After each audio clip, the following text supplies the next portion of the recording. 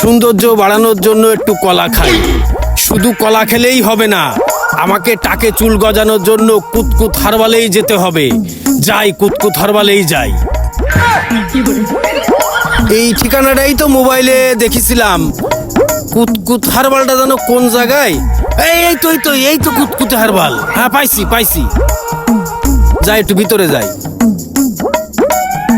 আমার নাম ডক্টর টিপেধর। শালা রোগ টিপে ধরাই আমার কাজ।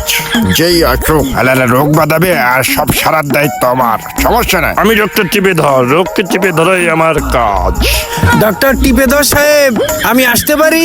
আসুন, আপনাদের জন্যই তো অপেক্ষা করি। আসুন। আপনি কি মোটা হতে চান? আমার জন্য পারফেক্ট ব্যবস্থা, পাম্পার। না ডাক্তার সাহেব, আমার ওই সমস্যা না। তাহলে কি আপনার নিচের সমস্যা না উপরে সমস্যা? উপরে এক ধরনের ভিজিট, নিচে আর এক ধরনের ভিজিট। ডাক্তার সাহেব, আপনি তো বুঝিছেন আমার উপরেই সমস্যা।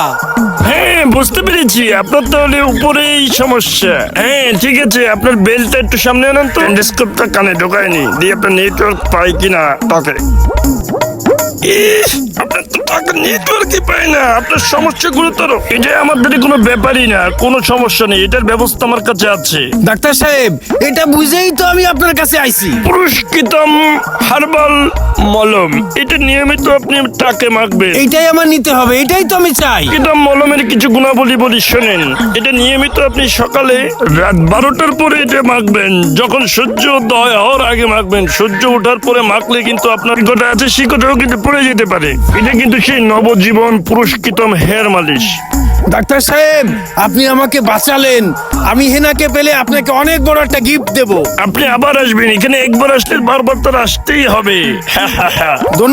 ধন্যবাদ, আসি। হ্যাঁ, পাইছি। হেনা, এবার তুমি কোথায় যাবে?